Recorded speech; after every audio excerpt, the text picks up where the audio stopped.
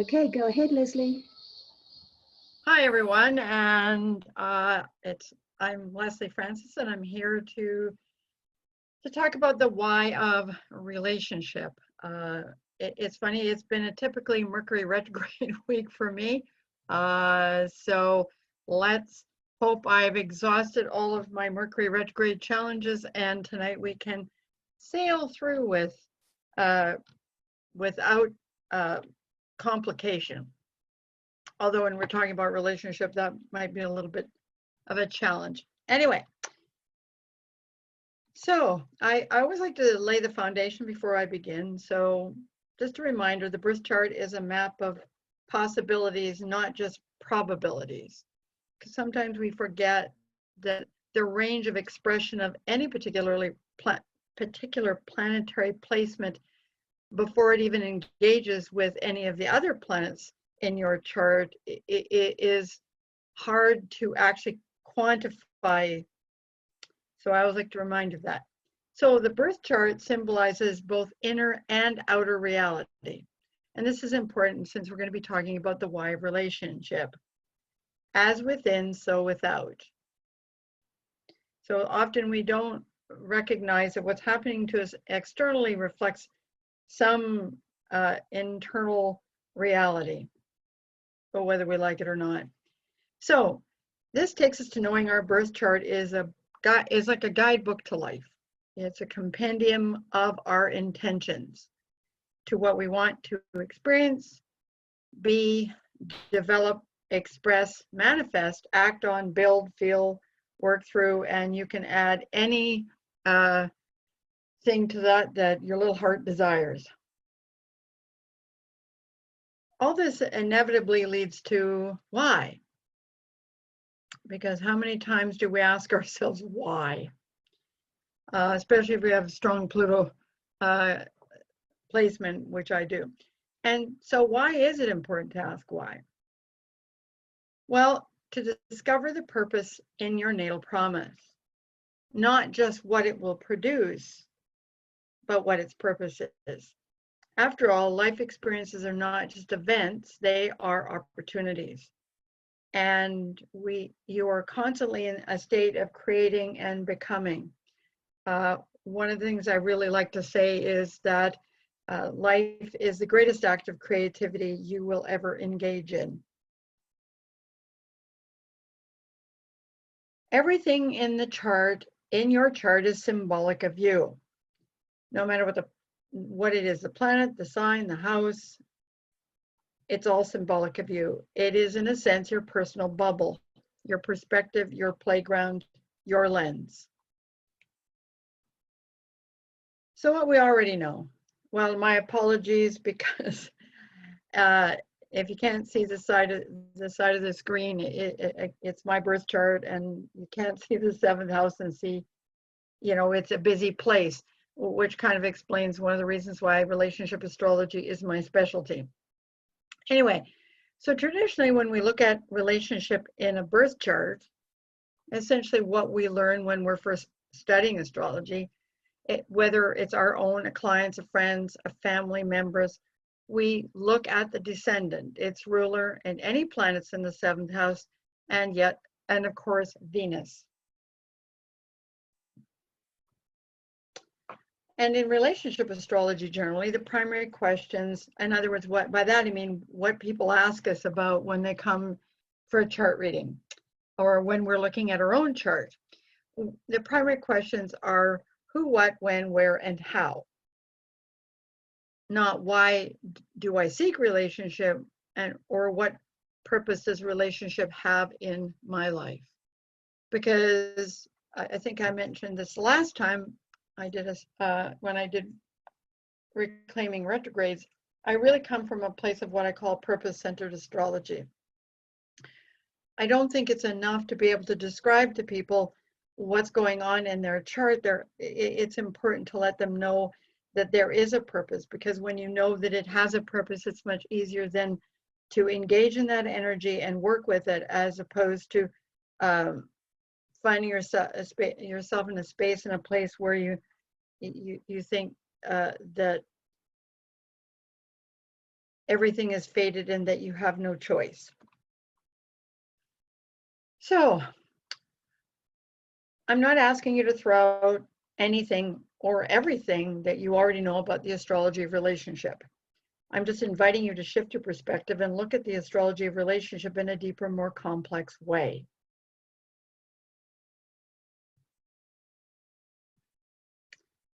So to begin with, astrology clearly shows us in other people you seek yourself.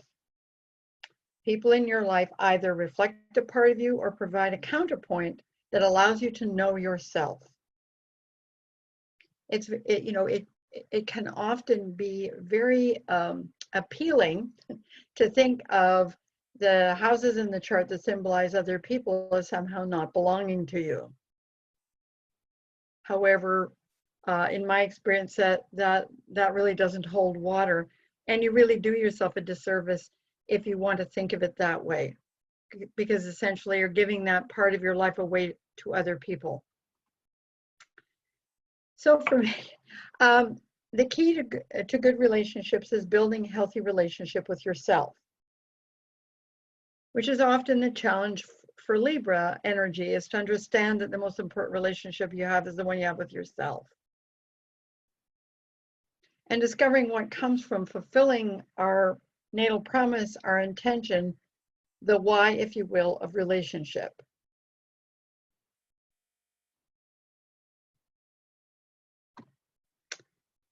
So answering the why of relationship. Well, first of all, relationships are a really complex experience and involving potentially every aspect of who we are. So if we tend to focus on the things that we traditionally think of in a relationship, we can be missing large parts of how we engage in relationship and what that really means to us. So it follows that in order to understand the purpose of relationship in your life, a more in-depth process is required. One that illuminates not just what potentially happens in relationship, but a pathway leading to a deeper understanding and knowledge of who you are. Because I really think that that is what the birth chart represents. And we're blessed and fortunate in our part of the world to be able to ask ourselves these questions and not simply respond always to outer stimulus.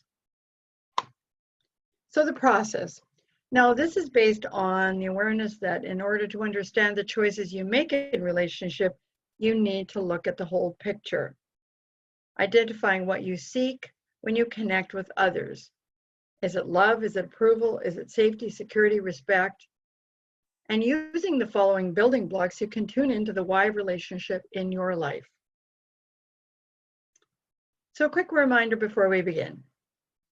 Planets are energy, signs are expressing that energy, filtering that energy, houses are grounding that energy and focusing that energy. Always wise. You know, I started studying astrology 46 years ago. I still consider myself to be a student, and I know from my own experience, it's always wise to remind ourselves of the basics, because astrology is a tremendously complex and beautiful language, and it's easy to lose sight of the foundation. So the first building block is our essential needs, our feelings, which play a role in every aspect of our lives, the initiation point for how we live our lives.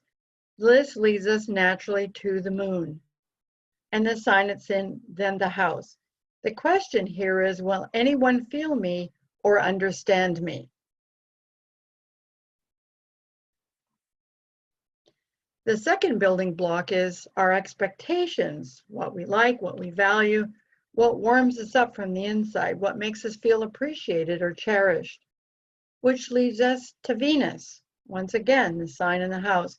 The question here is, will anyone see me?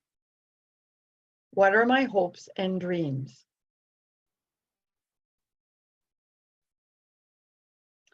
The third building block is the role and or purpose of relationship in a general sense, and the kind of structure that we seek. Here we turn to the descendant, its ruler, both traditional and modern. if you like to work with traditional rulers. I know I learned my basic foundation is what we call modern astrology, although at the time I didn't know that's what it was.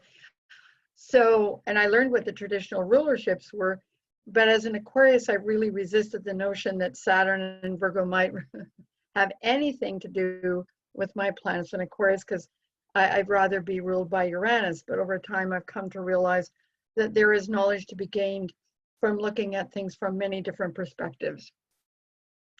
The question here is, what am I seeking? What am I creating?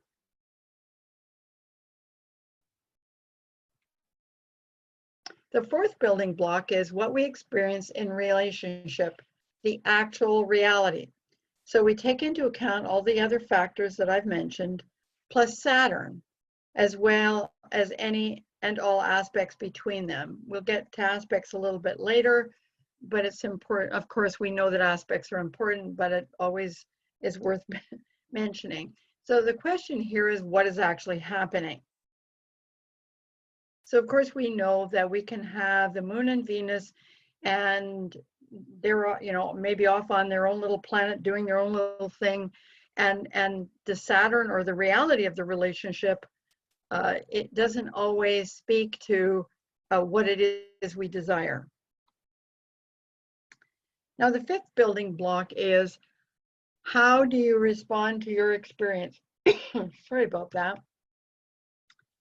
This can be the most complex part of your process, since it can involve the Moon, Saturn, and I, for some reason, didn't put Venus in there, which makes me wonder how I managed to overlook that. But so please include Venus there. Mercury, making sense of your reality. Mars, what are you going to do? Jupiter, the significance or meaning of it. And Uranus, the willingness to change. Now, often I'll put Uranus a little bit ahead of that, simply because, you know, we always need to be willing to make changes based on what's happening to us. Not that the other parts don't factor in that process. And if your personal planets are involved with Neptune and Pluto, you can throw them in there too.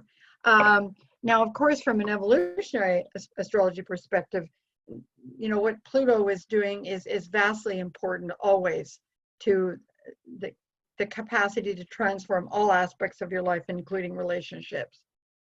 The question here is, how do I make use of my experience?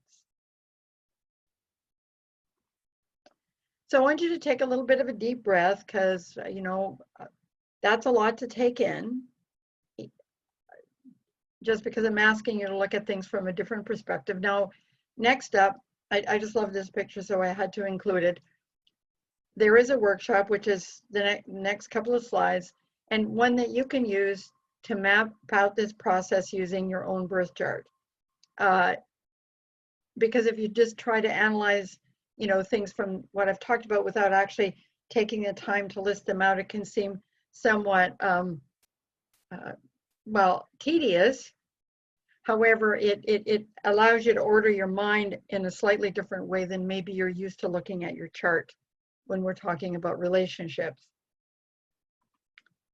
So here we are, the Why of Relationship Worksheet, Part 1. So first you start with the Moon, you put all your placements down as you can see, and Moon, Venus, the descendant, its ruler and planets in the 7th, Saturn where it is, Uranus where it is, and other important planetary placements. And part 2 is using the wide relationship process, write down the aspects made by the planets that impact each category. And so here I've broken down needs, expectations, purpose, and structure, experience, response, and unfortunately, part of it's going to be missing. So if sorry about that, Linda. So if Linda wants me to send you a copy of the handout so it can be distributed, or you'd like to contact me directly, that would be fine. Because I think it's a little bit hard to see it. So now, again, I forgot not to put things on too much on the left-hand side of the slide. So I wanted to give you an example, and of course this example is very complex. Just to run down what it is, because we can't see the whole thing. So first we would start with the moon, and the moon is in Sagittarius, so that has a particular feel, a need for freedom, you know, a need for meaning in life. And of course, you know, we're not gonna, yeah, I'll get to that part when I'm trying to follow the process through, and I'm short-circuiting myself. Again, Mercury's retrograde. Then, although we can't see it clearly, we have Venus in Virgo, and it's in the 7th house, but just Venus in Virgo. So already we have a conflict. So we already know we have a conflict there. So then we look at following this process. So we have Leo on the descent, and it's ruled by Sun in Libra. So this amplifies the need for relationship and for love. So there's a little bit more congruity between the ruler of the 7th and the moon than the planet that's in the 7th. Saturn's in Scorpio. Now Saturn in Scorpio, it's interesting because Saturn in Scorpio is always a little bit leery of a deeper forms of intimacy. So even though there's a strong desire for relationship, as we've talked about so far, there's a hesitation, a holding back. Then we would look at Uranus in Sagittarius, which is in close conjunction to that moon because of its conjunction to Jupiter. So again, the person has a capacity for change and is likely to be a person who initiates change. Now, one other important planetary factor is Pluto in Libra. So already we know that this person's purpose, you know, is coming in with a lot of experience with dealing with relationship and seeking to transform that. And it's in another sign conjunction to that Saturn. So we start to see a fairly complex process. And I did forget to mention that Mars is conjunct that Venus in Virgo in the 7th house. And the one last thing I wanted to say in terms of other important planetary placements is the moon is in a stellium in Sagittarius conjunct the south node. So I'm going to leave that to you to think about. So my note says a complex relationship picture that outlines the importance of taking your time and working through this process. It is really easy to get muddled up if you're trying to analyze everything at once. And I know that we've been doing astrology for a while. It can be a really challenging thing to sort of take it a step back and do what seems to be beginner stuff, when actually all it is just breaking it down in a different way and moving and looking at it from a different perspective. So next, the building blocks to synthesis. But first, okay, as you're learning how to use this process, outline the first 5 building blocks without doing any synthesis. So you can write down, like for instance, if you're going to do it for yourself, it's important to write down, you know, while you're working with anything that comes up after you write that down, and think about your life experiences. So if you had moon in Sagittarius, you would look at how you experience the world through that, because the moon is always, it connects us to the world. So obviously, and daily life. So obviously it plays a huge role in relationship, whether we find it directly connected to the 7th house or not, or the descendant. So ignore house placements until you get to the 3rd, 4th, and 5th building blocks. So when you're talking about moon and Venus, don't worry about houses. And even when you're noting the houses, please don't start, again, trying to synthesize that. Okay. So step 1 of the synthesis process, aspects and house positions. Outline all aspects between the planets involved in the relationship process, the ones that I've named and any others that show themselves to be profoundly connected to either the ruler of the seventh, you know the drill. List each planet and the aspect it makes, and the aspects it makes. Now, often we're so used to having lovely computer programs, and it's funny because I know for myself, when I do a chart reading, I eyeball everything myself because it's important to me to do that. So as I encourage you to list the planets and their aspects, your brain starts to work with it. At least mine does. And you know, it's not a requirement because, of course, I'm not going to be looking over your shoulder finding out if you're doing this. It's just a way to break it down so you can build the picture as, again, from the overall process that I am sharing with you. Note any emphasis or focus that reveals itself. And that means, like, is there one planet that makes more aspects than any other? For instance, in my chart, my moon's in Aquarius. It's conjunct my descendant at the same degree, but from the 6th house. Well, my moon aspects everything in my chart. So you can imagine that my relationship picture is complex. So it's important to note that. So, for instance, you could have a planet that seems really strong by sign or whatever, but if it's not talking to anybody, then that's important to know as well, because aspects are really about what kind of communication is taking place between the various and sundry planets. Then I want you to factor in the house positions, because this can be a filter through, or you know, a space and a place through which a relationship expresses itself.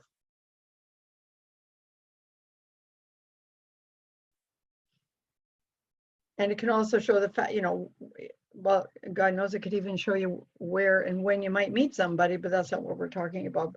It will give you a sense, though. For instance, in the example that we looked at, that person had the moon in the 11th house. So what is likely to be an important facet of relationship for that particular person? Friendship, connection to community, things like that. Those would form a really strong push or need in terms of connecting with others. Step 2, Moon and Venus. Now, these are the first 2 building blocks, and they form the emotional connection you have to life and to relationships. So pay special attention to the planet sign combination of the Moon and Venus. How do they work together?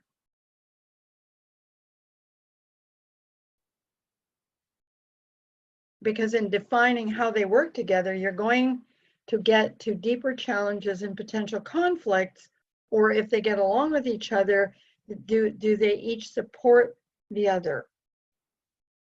So in the example we were looking at with the moon in Sagittarius, Venus in Virgo, the moon in Sagittarius is, you know, que sera, sera in some ways, you know, needs space, needs freedom. The Venus in Virgo needs structure, and you know, things need to work well, needs to be a process, and they're not always interested in wandering down a path looking for the process.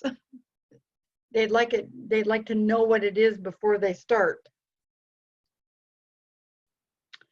How well does each planet function in relationship? That's determined by asking the following questions. What kind of capacity does the planet have to operate? In other words, in the sign that it's in.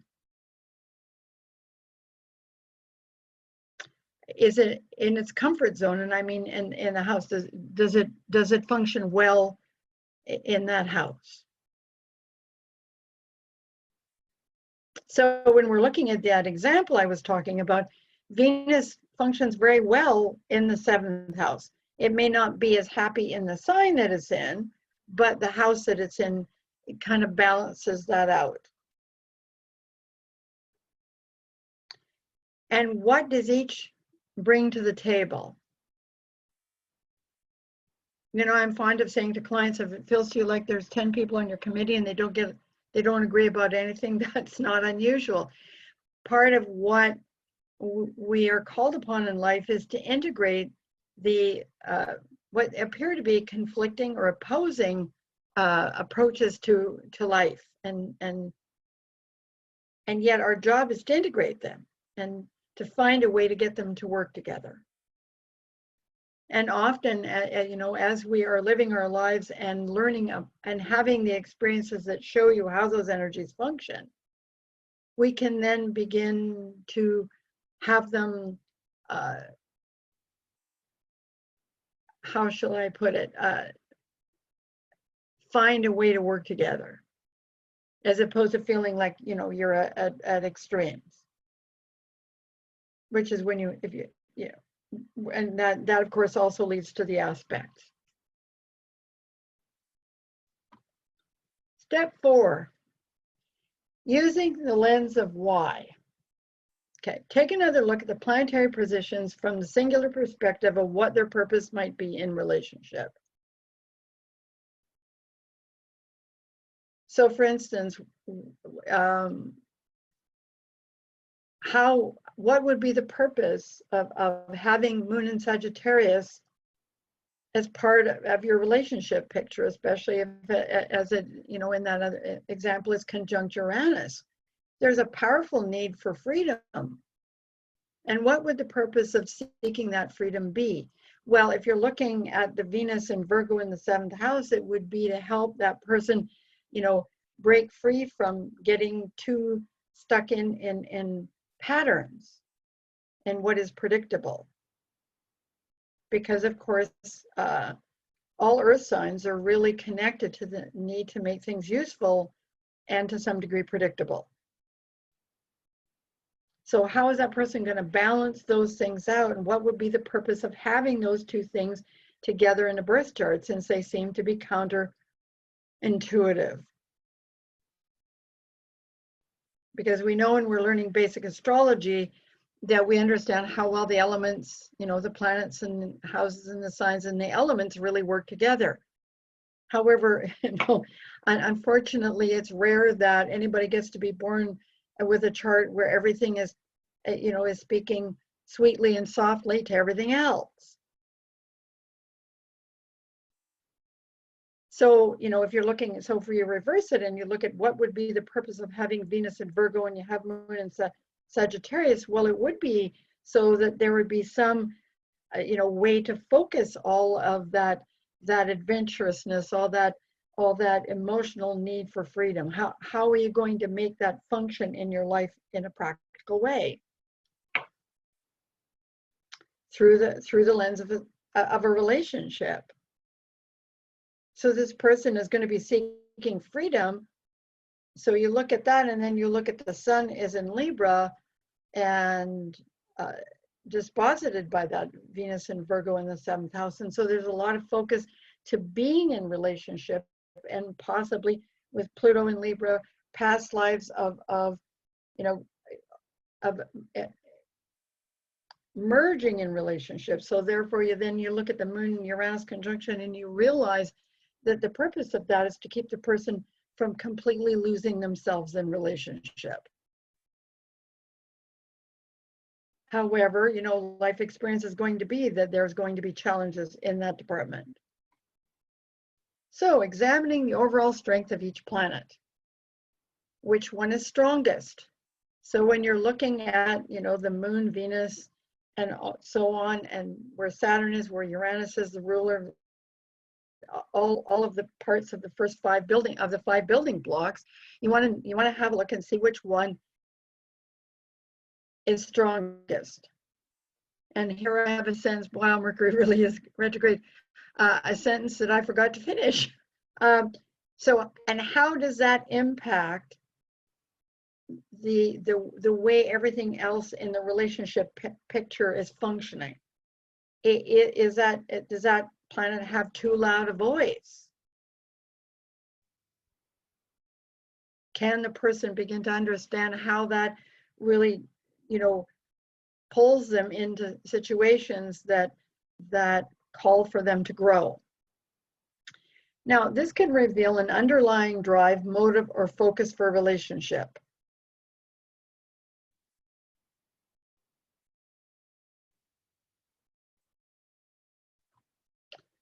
Step 6, the role of other factors.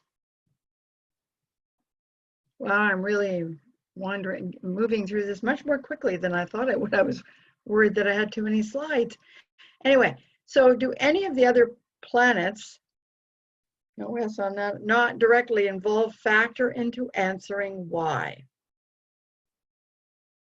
Now, when we're looking at the example that we had before, Pluto isn't, and I didn't have enough time to really go into all of the aspects, but it's the planet at the latest degree, and it doesn't have any really obvious aspects to the rest other than that Saturn, and it's out of sign. So you begin to realize that, you know, it's because it's in the sign of Libra, you cannot ignore it.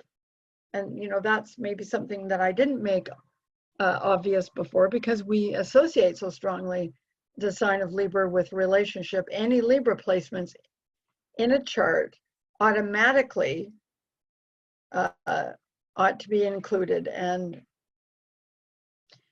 what about the nodes of the moon? Well, now from an evolutionary astrology perspective, the nodes of the moon are amongst the most important, if not the most important, at least from a place of evolutionary growth. But they also factor very strongly into relationship, because they are ruled by the moon. And I often add them towards the end, not because, and they may show up sooner than that, like in the example that I shared with you. And pardon me. And the moon is conjunct the south node. They're already drawn in, but I would always encourage people to look at the nodes of the moon, simply because they're very much connected to the way we live our lives. If the moon it is, I think, the most important planet on a daily basis. I mean, otherwise we wouldn't be always paying attention to the aspects it's making and where it is in its phasal relationship to the sun. So it's wise to consider them. And so I want you to realize that just because I've outlined things in the particular order I have, doesn't mean that anything really isn't. In many ways, the Moon-Venus relationship is really important, because it begins to define relationship for that person. However, all of the factors that I've talked about are, in my mind, of equal importance. It's just, again, you have to break things down so you can begin to assemble a picture. And that's really what synthesis is about, is putting together a picture. So, and whether the nodes of the moon are directly connected to the relationship picture or not, they still need to be considered, because again, they say something a lot about what that person's purpose is on the planet from a feeling perspective. You know, I have 7 planets in air signs, but I'm the first person to tell you life is a feeling experience, not a thinking experience. So therefore, if that's true, then you really always need to be paying attention to the nodes of the moon. Step 7, strengths and challenges, assessing the potential strengths and possible challenges inherent in the overall picture of relationship. So as you've gone through each part of this process, you're going to come to realize that a picture ought to be emerging as you look at the overall what's happening. And so you begin to see what it is, it's really interesting, because what you desire and Venus or what you feel you need Moon may not be clearly connected to what you're creating and what you're seeking.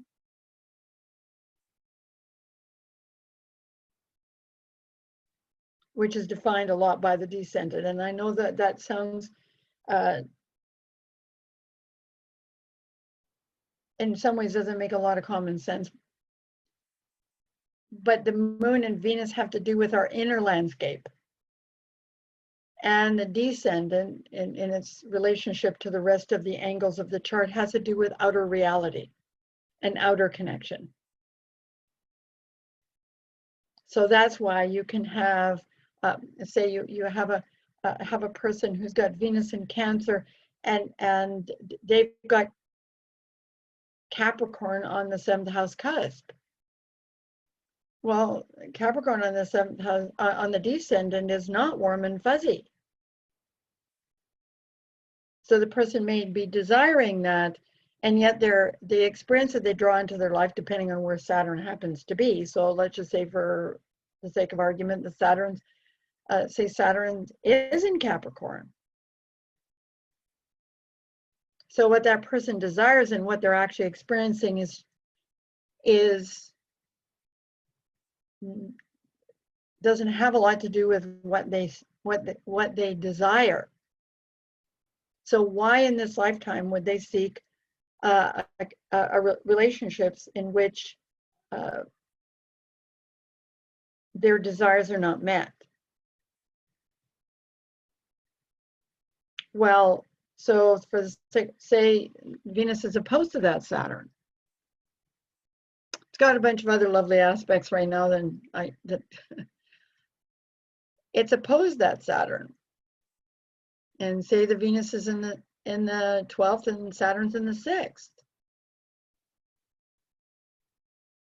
So how is it going to be for that person to trust people? But part of the purpose is for them to learn to trust themselves, so that then they can actually draw into their lives a kind of structured relationship that gives them a foundation and has as an element of respect. However, early on, they may find themselves in a tug of war over who's in charge. And what would be the purpose of that? Again, it's to seek seek inner security, build a stronger relationship within, trust their intuition, or all that magical thinking that goes on, or dreaming or visioning that goes on with Venus in Cancer in the 12th house. So that's just, again, when we're assessing the potential strengths and possible challenges, it's an opportunity to find ways to navigate and create what it is we're really seeking. So, for instance, as I said, Capricorn on the 7th, they're seeking a relationship that has a strong foundation, one that they can rely on. But first, that person has to learn how to rely on themselves. Because sometimes with, Venus and Cancer in the 12th house, there could be an element of a large element of sensitivity that could lead to feeling sorry for yourself. Now, those are just potential interpretations and not the only interpretation, because I'm just using an example out of context with an entire chart.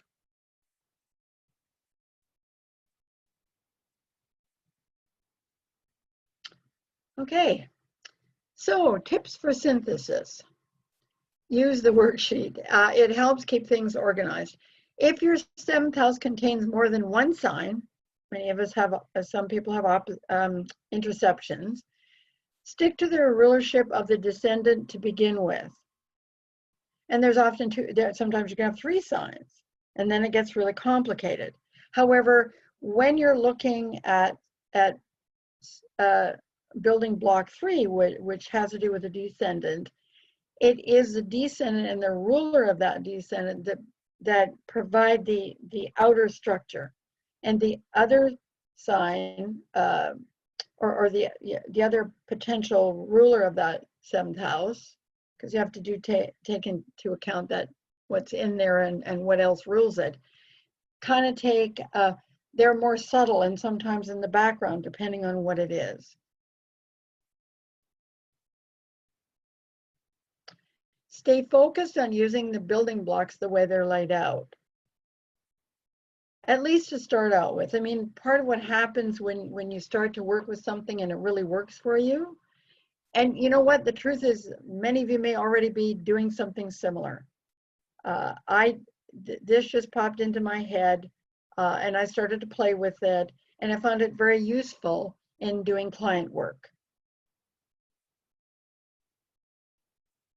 If things are getting too complicated for you to process, go back to the beginning.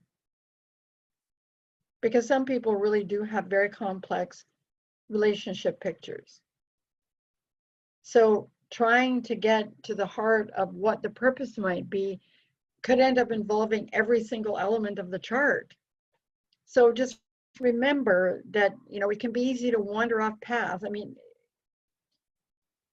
it doesn't mean that any insights that you have about how this might function in other spaces and places, in other words, in career and other aspects of life, remember to stay focused on the chart, on the relationship issue. I didn't mean to say issue, on the relationship picture. Because really this is, you know, you can amend this process for any approach to aspects of life. Good Lord, Mercury retrograde is really doing me in. I'll just blame it on that, rather than my natal Mercury Uranus quincunx. Anyway, so really you could design a process like this very similarly if you want to talk about career, you want to talk about money.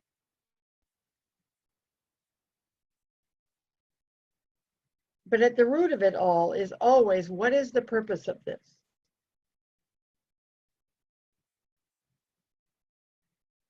Because when we delve into purpose, then we have a greater opportunity to actually make more use of what we have.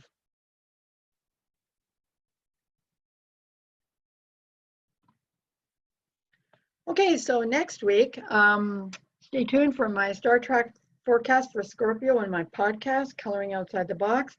I'll be taking part in the EA Zoom panel on the Ages of Man with Aaron Sullivan, which I think is next Thursday in the afternoon.